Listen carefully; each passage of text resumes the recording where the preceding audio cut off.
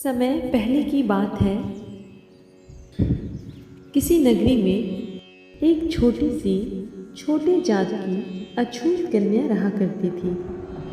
वह अभी बहुत छोटी थी, लेकिन बचपन से ही उसे यह सिखाया जा रहा था कि हमें झुक कर रहना होगा, क्योंकि हम नीची जात के हैं। हमें किसी से कोई सवाल नहीं करना, हमें हमेशा झुककर ही रहना होगा। किसी के सामने हम नज़र नहीं उठा सकते। यह समाज हमें कभी भी हमारी जगह नहीं देगा। हम केवल सेवा करने के लिए बने हैं। ज्ञान पर हमारा कोई हक नहीं, फिर वह चाहे कोई भी ज्ञान क्यों ना हो, हमें उसे सीखने का कोई हक नहीं है। लेकिन जैसा कि हम सभी जानते हैं, वह एक छोटी सी बच्ची थी। इसलिए जैसा कि बच्चों का सवाल होता है, वह हर चीज़ के लिए सवाल जरूर करते हैं। इसलिए वह बच्ची भी हर चीज़ में क्यों जरूर लगाया करती थी। जैसे कि हम क्यों नहीं सीख सकते, क्यों हमें इस समाज में झुककर रहना होगा, हमें इस समाज में जगह क्यों नहीं मिलेगी, आखिर हमें चुपचाप क्यों अपना जीवन व्यतीत करना होगा। ऐसे ही कई सवाल वह अपने माता पिता से किया करती थी। इसका जवाब देते हुए उस लड़की की माँ उससे हमेशा यही कहा करती थी, हमारे पूर्व जन्मों के कर्म हैं, हमारे पूर्व जन्मों के पाप हैं, जिस कारण हमें इस जन्म में एक अछूत की जिंदगी जीनी पड़ रही है। और अछूतों की जिंदगी ऐसी ही होती है। समय बीतता गया। समय बीतने के साथ साथ अब वह लड़की भी बड़ी होने लगी। लेकिन जैसा कि उसका बचपन का सवाल था, वह हर चीज़ में सवाल अवश्य किया करती थी। उसका स्वभाव बड़े होने के साथ भी अभी तक बदला नहीं था, जिस कारण उसे कई बार मार तक खानी पड़ गई थी। एक दिन वह एक रास्ते से होकर गुजर रही थी। तभी उसने देखा एक गुरुवर कुछ लड़की और लड़कों को नृत्य सिखा रहे थे और गायन सिखा रहे थे। वह नृत्य और गाना सुनकर उसके मन में भी नृत्य और गायन करने की चाहत पैदा हो गई। वह नृत्य और गायन सीखना चाहती थी, जिस कारण वह उन गुरुवर के पास पहुंची और उन्हें प्रणाम किया और फिर उनसे कहने लगी, हे गुरुवर, मुझे भी गायन सिखा दीजिए, मुझे भी नृत्य करना है। क्या आप मुझे गायन और नृत्य सिखा सकते हैं? इस पर वह गुरुवर उस लड़की से पूछते हैं, बेटा, तुम किस घराने से ताल्लुक़ रखती हो? आखिर तुम किस जाति की हो? इसका जवाब देते हुए उस लड़की ने साफ और सच कहा, हे गुरुवर, मैं अछूत हूँ, मैं नीचे जाति की हूँ, लेकिन मुझे नृत्य और गायन बहुत अच्छा लगता है और मैं यह सीखना चाहती हूँ। लेकिन उधर जैसे ही वह गुरुवर ने यह सुना कि वह लड़की नीच जात की है, वह अछूत है, तो उनका गुस्सा 7वें आसमान तक पहुंच गया और उसी वक्त वह गुरुवर ने उस लड़की को धक्के मार के आश्रम से बाहर निकाल दिया और साथ ही साथ उसे यह भी कहा कि आगे से तुम्हें यहाँ आने की कोई आवश्यकता नहीं, तुम यहाँ से जा सकती हो। ज्ञान तुम लोगों के लिए बिल्कुल नहीं है। तुम्हें मेरे इस आश्रम को भ्रष्ट करने की कोई आवश्यकता नहीं। अगर तुम आगे से यहाँ आई तो मैं तुम्हारी खाल खिंचवा लूँगा। वह लड़की चुपचाप अपना अपमान सहकर वहाँ से चली गई, लेकिन उसके मन में नृत्य और गायन सीखने की जो चाहत थी, वह पहले से भी ज़्यादा और भी बढ़ गई।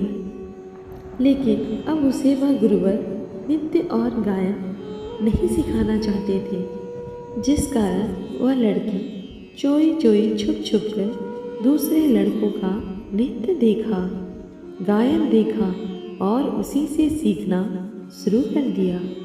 वह जैसा उन लड़कों को नृत्य करते और गाना गाते देखती, ठीक वैसा ही वह अभ्यास करना शुरू कर देती। जब भी वह अकेले रहती, खूब मेहनत और लगन के साथ इसका अभ्यास करती।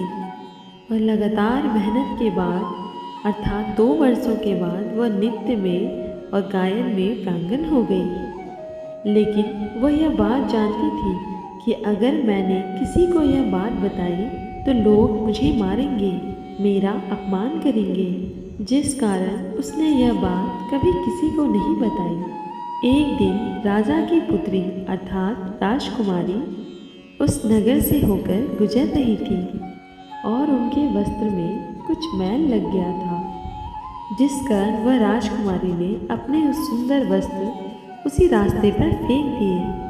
वह लड़की भी उसी मार्ग से होकर गुजर रही थी। उस लड़की को वह वस्त्र बहुत पसंद आया। लड़की ने वह वस्त्र उठा लिए और उसे पहनकर देखने लगी। वह बहुत सुंदर लग रही थी।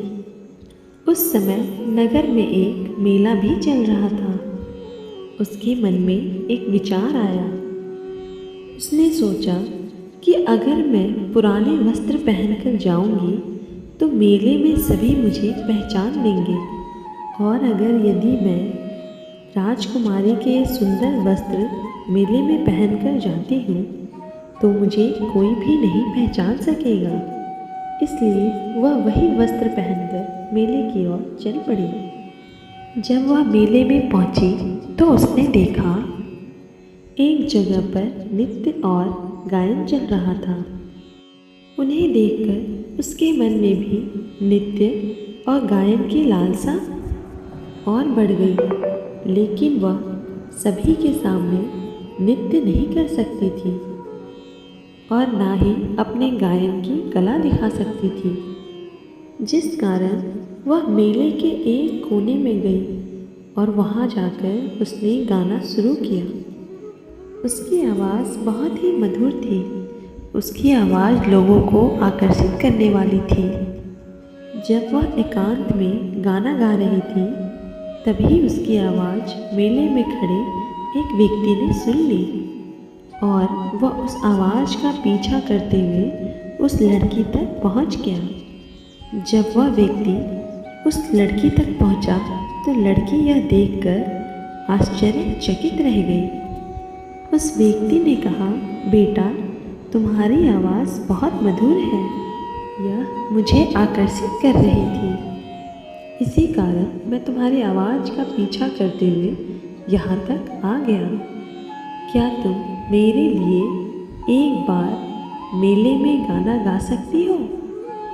तुम इसके बदले में जितना भी धन मांगोगी मैं वह धन देने के लिए तैयार हूँ, लेकिन एक बार क्या तुम मेरे लिए गाना गा सकती हो? इसका जवाब देते हुए वह लड़की उस व्यक्ति से कहती है, बाबा, आप सही कहते हैं, परंतु मुझे गाने की इजाज़त नहीं है, इसलिए मैं आपके लिए कोई भी गाना नहीं गा सकती, मुझे माफ़ करें। तब वह व्यक्ति उस लड़की को और भी धन देने का वादा करता है, उसे और लालच देता है। तभी वह लड़की उसका जवाब देते हुए कहती है, बाबा, मुझे धन दौलत के लिए गाना नहीं गाती, यह तो मेरी खुशी है और मैं अपने इस खुशी के लिए गाना गाती हूँ। मुझे गाना बहुत पसंद है और मैं केवल अपने लिए ही गाती हूँ। लड़की की यह बात सुनकर उस व्यक्ति ने लड़की से विनती की, उससे प्रार्थना की ताकि वह लड़की सिर्फ एक बार उसके लिए गाना गा सके। काफ़ी देर प्रयास करने के बाद आखिर वह लड़की उस व्यक्ति के लिए गाना गाने के लिए तैयार हो गई। वह कहती है, बाबा, आप इतनी प्रार्थना कर रहे हैं, इसलिए मैं आपके लिए एक बार गाना अवश्य गाऊंगी। जब उस लड़की ने मेले में गाना गाया तो उसकी आवाज़ सुनकर चारों तरफ सभी लोग उसकी आवाज़ सुनकर आकर्षित होने लगे। उसकी आवाज़ इतनी मधुर थी, जो भी उसका गाना सुनता वहाँ से कहीं और ध्यान नहीं लगा पाता। वहाँ पे उपस्थित हर एक व्यक्ति उसकी आवाज़ को सराह रहे थे, उसकी तारीफ कर रहे थे। उसी मेले में राजा का एक अधिकारी भी था जो उस लड़की की आवाज़ सुनकर पूरी तरह से मंत्रमुग्ध हो चुका था। उसके मन में यह ख्याल आया कि यदि मैं राजा के पास इस लड़की को ले जाऊं और इससे वहां पर गायन करवाऊं तो मैं अत्यधिक धन कमा सकता हूं। राजा अतिथि प्रसन्न होंगे और मुझे मुँह मांगी रकम भी मिल जाएगी। जैसे ही उस लड़की ने अपना गाना खत्म किया, राजा के उस अधिकारी ने उस लड़की के पास जाकर कहा, बेटा, तुम बहुत अच्छा गाती हो। तुम्हारी आवाज़ बहुत ही मधुर है। तुम्हारी आवाज़ में कुछ ऐसा जादू है जिससे मैं तुम्हारी आवाज़ के प्रति आकर्षित हो गया हूँ। क्या तुम एक बार राजा के समक्ष अपना गायन प्रस्तुत कर सकती हो? राजा तुम्हारी आवाज़ से अत्यधिक प्रसन्न होंगे और जो तुम चाहोगी वह तुम्हें अवश्य मिलेगा। यह सुनकर उस लड़की ने राजा के उस अधिकारी से कहा, क्या आप सही कह रहे हैं? यदि मैं राजा को अपने गायन से प्रसन्न कर पाऊँ, जो मैं मांगूँ क्या वो मुझे मिलेगा? इस पर वह अधिकारी उस लड़की से कहता है, हाँ बेटी, जो तुम मांगोगी और जो कुछ भी तुम चाहोगी राजा वह तुम्हें अवश्य देंगे। तभी वह लड़की कुछ देर सोच विचार करती है। तब उसके मन में एक और ख्याल उत्पन्न होता है। वह कहती है, पर बाबा, आप मुझे नहीं जानते, मैं राजा के सामने नहीं गा सकती। पहले मेरे बारे में जान तो लीजिए कि मैं कौन हूँ।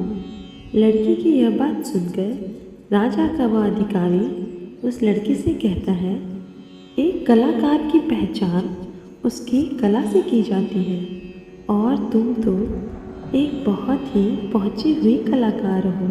इससे ज़्यादा और क्या जानना है? उस अधिकारी के मुख से यह बात सुनकर लड़की कहती है, बाबा, आप जो कह रहे हैं क्या यह सच है? क्या वाकई में कलाकार की पहचान सिर्फ कला से की जाती है? क्या मैं अपनी कला से राजा को खुश कर सकती हूँ? और यदि मैंने उन्हें खुश कर दिया तो जो मैं मांगूंगी क्या वो मुझे मिलेगा? यह बात सुनकर राजा का वह अधिकारी उस लड़की से कहता है, हाँ, जो तुम चाहोगी तुम्हें वो राजा अवश्य देंगे, लेकिन हाँ, उससे पहले तुम्हें राजा को अपने गायन से, अपने नृत्य से खुश करना होगा, प्रसन्न करना होगा। यह बात सुनकर वह लड़की राजा के पास जाने के लिए तैयार हो जाती है और उस अधिकारी से कहती है, बाबा, अगर आप इतना कह रहे हैं तो ठीक है, मैं आपके साथ चलने के लिए तैयार हूँ और मुझे खुद पर पूरा यकीन है कि राजा मेरा गायन सुनकर अत्यधिक प्रसन्न अवश्य हो जाएंगे। इतना कहकर वह लड़की राजा के उस अधिकारी के साथ चल पड़ती है। वह अधिकारी उस लड़की को भरे दरबार में राजा के समक्ष ले जाता है और राजा से कहता है, महाराज, आपने आज तक एक से बढ़कर एक गायक देखे होंगे, सभी के गाने भी आपने सुने होंगे, परंतु जो बात इस लड़की की आवाज़ में है, इस लड़की की गायन में है, वह आपको आज से पहले कभी नहीं मिला होगा।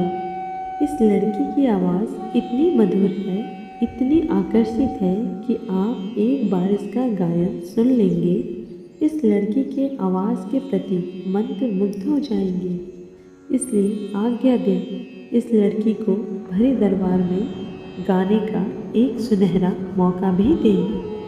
राजा अपने अधिकारी की ये सारी बातें सुनकर अत्यधिक प्रसन्न था।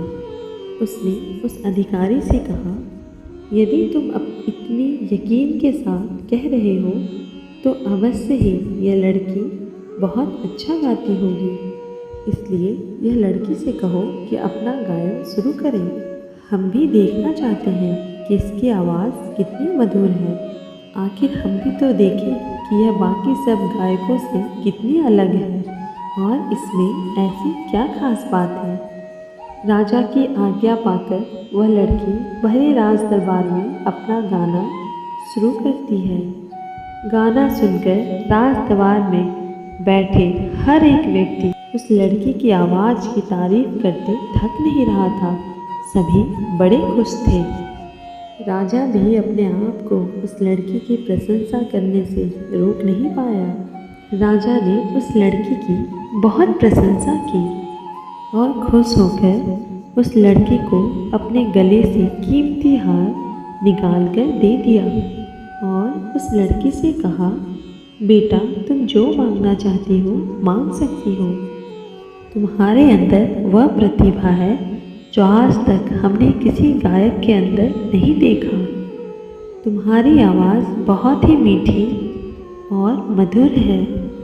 तुम्हारी आवाज़ सभी को आकर्षित कर लेती है और हम तुम्हारे गायन से बहुत प्रसन्न हैं। तुम जो मांगोगी वह हम तुम्हें देने के लिए तैयार हैं। राजा के मुख से यह बात सुनकर वह लड़की अत्यधिक प्रसन्न हो गई।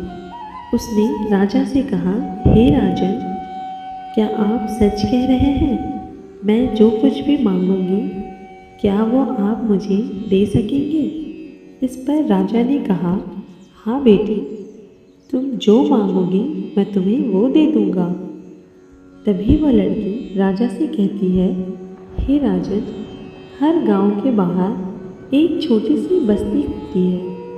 उस बस्ती में नीचे जात के लोग रहते हैं, अछूत लोग रहते हैं, जिन्हें पढ़ने लिखने का कोई हक नहीं, ज्ञान प्राप्त करने का कोई हक नहीं। इसलिए मैं आज आपसे इतना ही मांगना चाहती हूँ, उन्हें पढ़ने लिखने का हक दे दीजिए, उन्हें उनका अधिकार दे दीजिए। लड़की की यह बात सुनकर राजा उस लड़की से कहता है, बेटा, जिस तरह से तुम पूरे दिल से गाती हो, तुम्हारा मन बिल्कुल साफ है, ठीक उसी प्रकार तुम्हारा मन बहुत अच्छा भी है, लेकिन यह अधिकार मैं उन्हें नहीं दे सकता। यह सब उनके पिछले जन्मों के पाप हैं। ये उनके पिछले जन्मों के कर्म हैं जो इस जन्म में उन्हें भुगतना ही पड़ेगा। लेकिन आखिर तुम उन अछूतों की तारीफ क्यों कर रही हो? तुम उनके लिए ये सारी चीज़ें क्यों मांग रही हो? इससे अच्छा होगा कि तुम अपने लिए कुछ मांगो। तभी वो लड़की बिना डरे सबके सामने यह कह देती है, हे महाराज, मैं भी एक अछूत कन्या ही हूँ। जैसा कि आपने कहा था, मैं जो मांगूंगी आप मुझे अवश्य देंगे। जैसा कि आपने वादा किया था, इस वादे को आपको निभाना होगा। मुझे मेरा हक मिलना ही चाहिए। जैसे ही उस लड़की के मुख से भरे दरबार में यह निकला कि वह एक अछूत है, तो सभी यह बात सुनकर बहुत क्रोधित हो गए। सभी बड़े हैरान रह गए। एक अछूत कन्या राजसभा में आई कैसे? राजा ने अधिकारी की तरफ देखा। राजा की आंखों में क्रोध था। यह देखकर अधिकारी ने तुरंत ही राजा से कहा, हे महाराज, मुझे माफ़ करें, यह कन्या अछूत है। इसके बारे में मुझे तनिक भी पता नहीं था। इसकी वेशभूषा आप देख सकते हैं, किसी राजकुमारी से कम नहीं दिखती। इसने मुझे भी धोखा दिया है। इसकी वेशभूषा देखकर मैं धोखा खा गया। इसके कपड़े अछूतों की तरह बिल्कुल नहीं हैं। महाराज, इस अछूत कन्या के अपराध के लिए इसे भयानक दंड मिलना चाहिए, ताकि भविष्य में ऐसी कोई गलती ना कर सके। तब राजा ने उसे आदेश दिया कि इसे कारागार में डलवा दो। तो वह लड़की जब यह देखी कि उसे सभी सैनिक पकड़ रहे हैं, तो उस लड़की ने थोड़ी सी हिम्मत दिखाई और उसने सैनिक को धक्का देके वहाँ से भाग निकली। राजा ने तुरंत ही आदेश दिया कि उस लड़की को पकड़ा जाए। वह लड़की भागते भागते एक मार्ग से होकर गुजर रही थी। वो काफ़ी थक चुकी थी और उसके अंदर भागने के लिए और ताकत नहीं बची हुई ज़मीन पर नीचे गिर पड़ी। तभी उस लड़की को किसी ने दोनों हाथों से उठाया। जब उस लड़की ने सामने देखा तो उसके सामने महात्मा गौतम बुद्ध खड़े थे। उन्होंने उस लड़की से कहा, बेटा तुम क्यों भाग रही हो? किस चीज़ से भयभीत हो? आखिर ऐसा क्या हुआ? तभी वह लड़की गौतम बुद्ध से कहती है, हे गुरुवर, मैं एक अछूत कन्या हूँ। मैं नीच जाति की हूँ, जिस कारण राजा ने मुझे मृत्यु दंड दिया है। वह मुझे हाथियों के पैरों तले कुचलवा देना चाहते हैं। लड़की के साथ जो कुछ हुआ था वह सब कुछ उसने साफ साफ गौतम बुद्ध को बता दिया। तभी वहाँ पर राजा के कुछ सैनिक दौड़ते हुए आ पहुँचे और वह बुद्ध से कहते हैं, हे बुद्ध, यह लड़की अपराधी है और इसे राजा ने मृत्यु दंड दिया है, इसलिए इसे बचाने की कोशिश ना करें। तभी महात्मा बुद्ध मुस्कुराए और उन सैनिकों से कहते हैं, जाओ अपने राजा से कह दो कि वो ही इसे यहाँ आकर ले जाए। सैनिकों ने तुरंत ही राजा को यह बात बताई। राजा फिर वहाँ पर आ पहुँचे और वह महात्मा बुद्ध से कहते हैं, हे बुद्ध, यह एक अपराधी है, हमने इसे मृत्यु दंड दिया है, कृपया इसे हमें ले जाने दें। तभी महात्मा बुद्ध ने राजा से कहा, हे राजन, इसने ऐसा क्या अपराध किया है? तभी राजा इस बात का जवाब देते हुए कहता है, यह एक नीची जाति की अछूत कन्या है। यह जानते हुए भी महल के अंदर तक आ गई। जिन लोगों को किसी भी प्रकार का ज्ञान हासिल करने का कोई अधिकार नहीं है, लेकिन इसने चोरी चोरी नृत्य और गायन भी सीखा है। यह इसका एक अपराध ही तो है। तभी महात्मा बुद्ध राजा से कहते हैं, हे राजन, किसी भी व्यक्ति की पहचान उसके गुणों और उसके कर्मों से की जाती है और यह लड़की तो साहसी और समझदार भी है और इसके अंदर कई गुण भी हैं और तो और यह एक कलाकार भी है और तुमने तो इसे वचन भी दिया था कि ये जो मांगेगी तुम उसे अवश्य दोगे। इसने आपको अपनी कला से प्रभावित किया, आपको और आपके पूरे राज दरबार को खुश किया और उसके बाद इसने मांगा भी तो क्या, अपने लोगों के लिए ज्ञान और तो कुछ नहीं। इसी से आप समझ सकते हैं कि यह कितनी महान है, इसका कर्म कितना महान है। लेकिन राजन, तुमने कैसे कर्म किए? तुमने वचन देकर भी पीछे हट गए। जिसे तुम्हें इनाम देना था उसे तुमने मृत्यु दंड देने का निश्चय कर लिया। फिर तुम ही बताओ, तुम्हारे कर्म कैसे हैं? क्या इसकी प्रशंसा करनी चाहिए या बुराई? मेरी नज़र में यह लड़की कोई अछूत नहीं है। झूठे तो तुम हो राजन। इस लड़की के सामने तुम्हारे कर्म कितने छोटे हैं। बुद्ध की यह सारी बातें सुनकर राजा शर्मिंदा हो गया और महात्मा बुद्ध के सामने वह कुछ नहीं कह सका। तब उसने गौतम बुद्ध से कहा कि हे बुद्ध, मुझे मेरी गलती का एहसास हो गया है। अब आज से इस लड़की की सुरक्षा का जिम्मेवारी अब मेरे ऊपर है और इसने जो मांगा है इसे वह अवश्य मिलेगा। तब वह लड़की गौतम बुद्ध से कहती है, हे गुरुवर, क्या आप जाति प्रथा पर यकीन नहीं करते? क्या आप हमें अछूत नहीं मानते? लड़की की यह बात सुनकर बुद्ध मुस्कुराने लगे। कहते हैं, लड़की, यह याद रखना, हमारे कर्म ही हमें ऊंचा बनाते हैं और हमारे कर्म भी हमें नीचा भी बनाते हैं। इसके अलावा कुछ भी ऊंचा या नीचा नहीं होता। सब एक ही है और सब एक ही समान है। यह प्रकृति हम सभी का पालन पोषण एक जैसा ही करती है। यह हम में कोई भेदभाव नहीं रखती। भेदभाव करना हम मनुष्यों का स्वभाव है। और इसे आज नहीं तो कल बदलना ही होगा।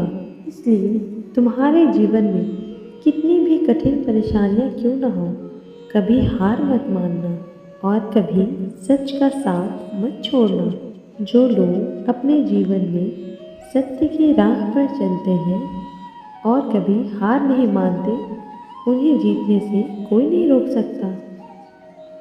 वे लोग उस मंजिल को पा ही लेते हैं जिसके लिए वो आगे बढ़ते हैं, और जो हार कर बैठ जाता है वह कभी भी जीत नहीं सकता।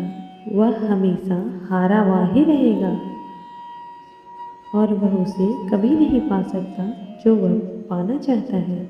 इसलिए जीवन में हमेशा आगे बढ़ते रहना चाहिए, तभी आप सफल हो पाएंगे, तभी आपको सफलता अवश्य मिलेगी। दोस्तों, उम्मीद है कि आज आप इस वीडियो से ज़रूर कुछ न कुछ सीखे होंगे। जय श्री कृष्ण। राधे राधे।